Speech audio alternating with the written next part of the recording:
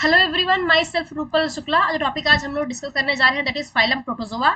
So protozoans are unicellular, means they are made up of single cell and they are eukaryotes. Eukaryotes means कि अगर जो protozoans है eukaryotes हैं तो इनके पास सेल ऑर्गेनलीज प्रेजेंट होंगी, सारी सेल ऑर्गेनलीज प्रेजेंट होंगी और इनके पास प्रेजेंट होंगे membrane bound nucleus.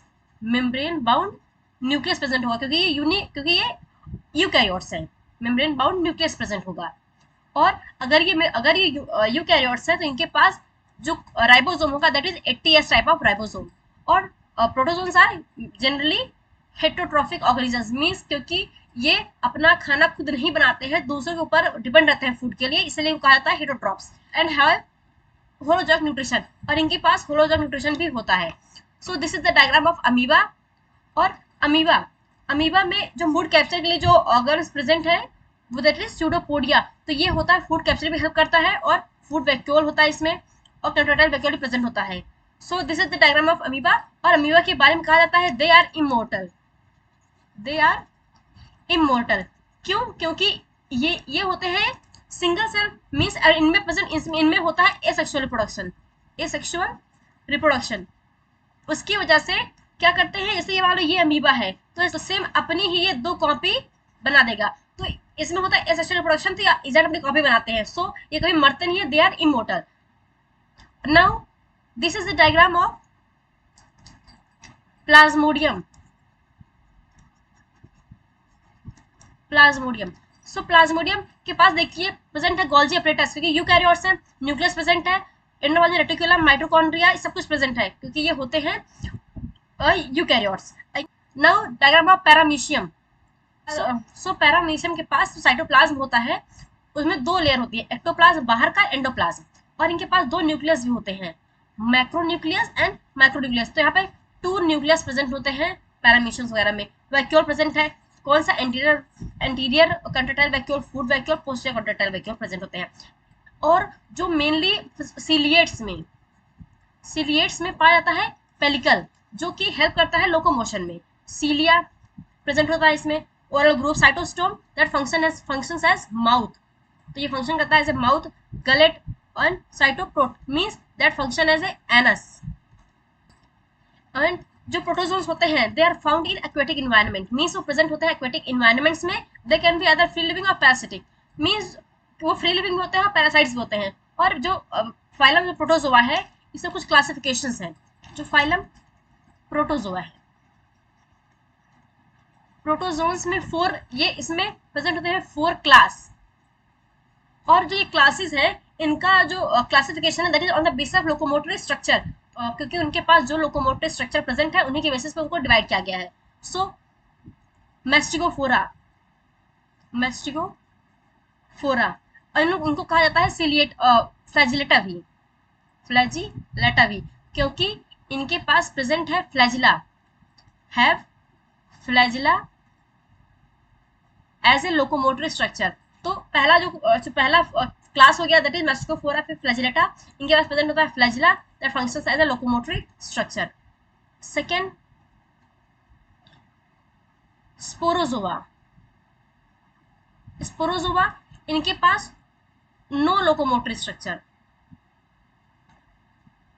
No locomotory structure present, क्योंकि यहाँ पे लोकोमोटरी स्ट्रक्चर एब्सेंट होते हैं। Third Sarcodina. सार्कोडीना में प्रेजेंट होता है स्यूडोपोडिया। तो यहाँ पे जो स्यूडोपोडिया होता है जो that functions as a locomotory structure, ऐसा एग्जांपल है अमीबा। एंड जो फोर्थ है, fourth class that is Ciliophora या फिर सीलिएटा, सीलियोफोरा और सीलिएटा। इनमें प्रेजेंट है cilia as a locomotory structure. So this is the four class of the phylum Protozoa. They are mostly aerobic, means यहाँ पे oxygen की जरूरत पड़ती है, and some are anaerobes also, क्योंकि यहाँ पे क्या कहते हैं ऑक्सीजन के बिना भी काम चल जाता है कुछ ऑर्गेनिजम्स में। They lack cell wall, क्योंकि ये आते हैं प्रोटोजोन्स आते हैं किंगडम एनिमिलिया के अंडर। सो यहाँ क्योंकि यहाँ पे सेल मेम्ब्रेन और प्लाज्मा मेम्ब्रेन प्रेजेंट होती है, यहाँ पे सेल वॉल एब्सेंट होता है। शेप और साइज क्या होता है, ये फ्रॉम 1 माइक्रोबियम मतलब 1 माइक्रोमीटर से लेकर इनका साइज इतना बड़ा होता है कि हम उसको नेक्ड आई से भी देख सकते हैं।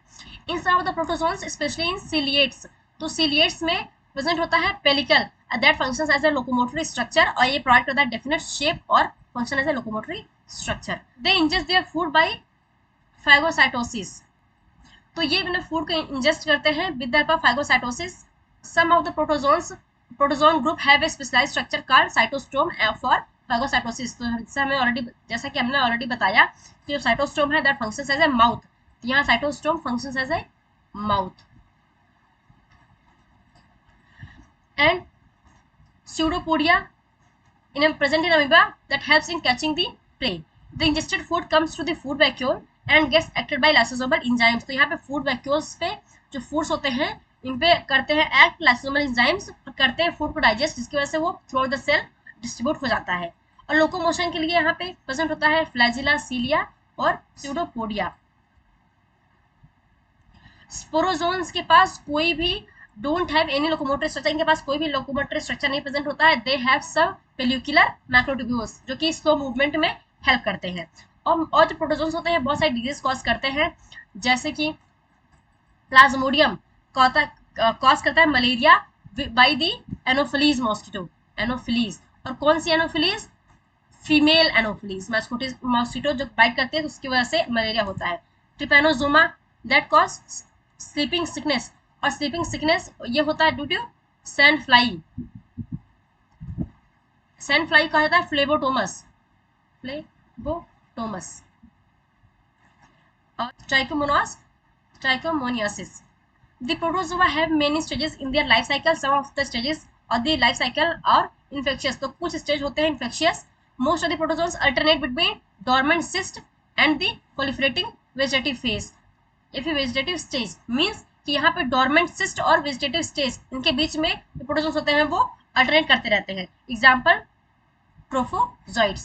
So the trophozoite stage है is infectious and they feed and multiply during this stage. तो जो प्रोटोजोन्स होते हैं जो ये फीड करते हैं या फिर मल्टीप्लाई करते हैं ड्यूरिंग दिस स्टेज। यहाँ पे जो रिप्रोडक्शन होता है प्रोटोजोन्स में that is only by asexual means by the binary fission, longitudinal fission, transverse fission and budding. So protozoans में ओनली एसेक्सुअल मींस रिप्रोडक्शन होता है that is by binary fission, longitudinal fission, transverse fission या फिर budding. In some of the species, sexual reproduction is present, that is by conjugation, syngamy and gametocide। तो conjugation के through होता है paramecium में।